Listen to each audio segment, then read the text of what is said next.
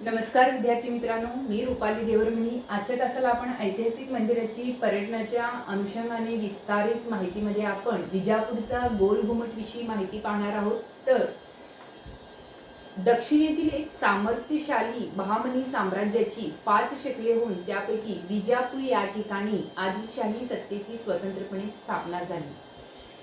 त्यातच तेथील सत्ताधीशांनी आदिलशाही सत्तेचे महत्त्व वाढवत नेले। पुढे गोवा प्रदेशापर्यंत आदिलशाही सत्तेचे वर्चस्व प्राप्त केले होते। म्हणजे राजकीय दृष्टीने सामर्थ्यशाली सत्तेबरोबरच कला कौशल्य विकासाच्या बाबतीतही आदिलशाहीचे महत्त्वाचे योगदान आहे।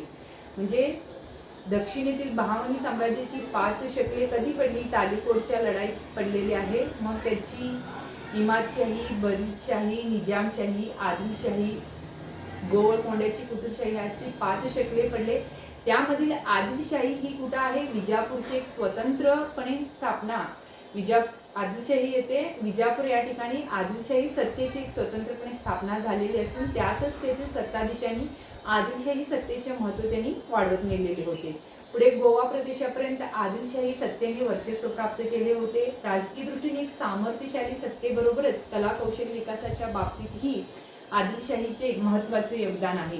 आता आपण विजापूर शहराचा क्रमाक्रमाने विस्तार पाहणार आहोत। विजापूर शहराचा क्रमाक्रमाने विस्तार कसा झालेला आहे याविषयी माहिती पाहणार आहोत। तर आदिलशाही घराण्यातील महत्त्वपूर्ण सत्ताधीश म्हणून इब्राहिम आदिलशहा हा एक पराक्रमी सत्ताधीश म्हणून ओळखला जातो।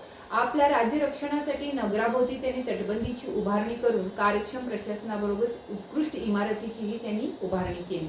या सत्ताधीशांनीच आपल्या कारकिर्दीत सुंदर व आकर्षक अशी इमारतीची रचना विजापूर या ठिकाणी केली।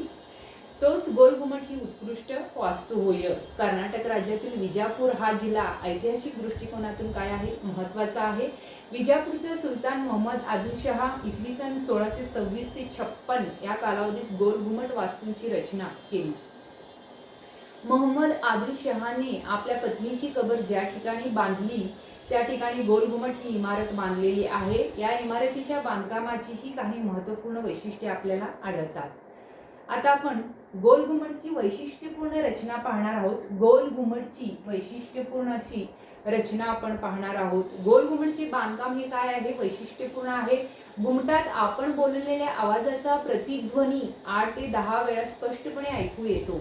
म्हणजे त्यामुळेच त्यास गोल घुमट असे म्हणतात।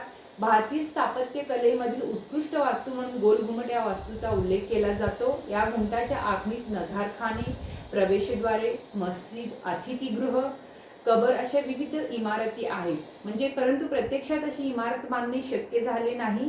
त्यामुळेच केवळ ही घुमटाकार इमारतीची बांधणी शक्य झाली।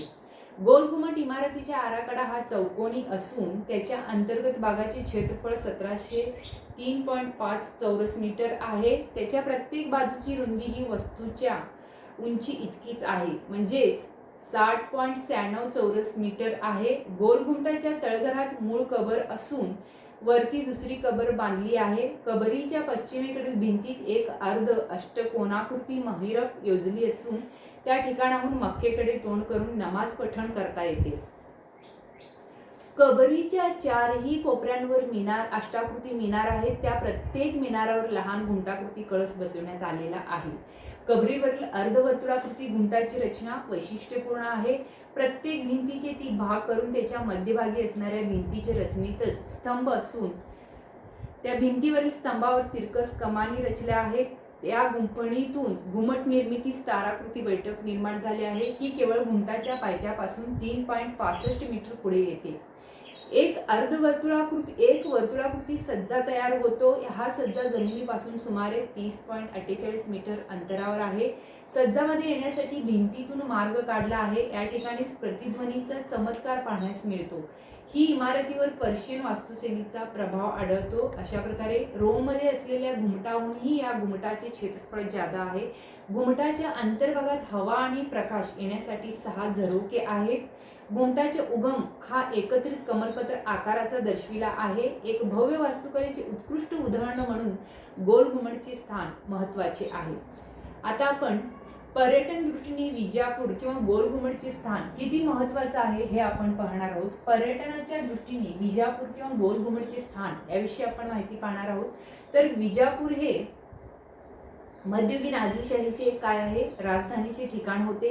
या शहरात अनेक ऐतिहासिक वास्तू अस्तित्वात आहेत. त्या वास्तूत मोहम्मद आदिलशहाने बांधलेली गोलघुमट ही वास्तू आजही सुस्थितीमध्ये आहे. गोलघुमट हे इराणी स्थापत्याचा एक उत्कृष्ट आविष्कार असे शिल्पशास्त्रज्ञाचे मत आहे. गोलघुमटाचा विस्तार, रचना, स्वरूप पाहिल्यास तसेच आतील प्रतिध्वनीची आश्चर्यपूर्ण रचना पाहिल्यास एक उत्कृष्ट शिल्पाचा प्रत्यय आपल्याला येतो. गोलघुमटचा घुमट हा जगातील दुसऱ्या क्रमांकाचा ओळखला जातो. या मुख्य इमारती व्यतिरिक्त मोहम्मद आदिलशाह याने आपल्या पित्याच्या आठवणीसाठी इब्राहिम रोजाची उभारणी केली आहे. ही मोहम्मद आदिलशहाचा वडील इब्राहिम आदिलशहाच्या प्रित्यर्थ बांधण्यात आली आहे. विजापूर हे शहर किल्ल्याच्या आत वसलेले 1600 एकरमध्ये असून तेथील किल्ल्याचे अवशेष आढळून येतात.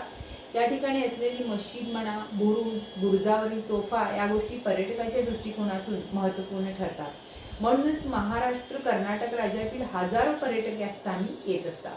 आता आपण पर्यटनाच्या दृष्टिकोनातून विजापूर संबंधी विवेचन, पर्यटनाच्या दृष्टिकोनातून विजापूर संबंधीची विवेचन आता आपण पाहणार आहोत. बघा, विजापूर हे ऐतिहासिक ठिकाण सोलापूरहून 100 किलोमीटर अंतरावर, पुण्याहून 350 किलोमीटर अंतरावर, दक्षिण बेळगाव पासून 200 किलोमीटर अंतरावर आहे. म्हणजे पर्यटकांना या ठिकाणी बस अथवा रेल्वेनेही येता येते.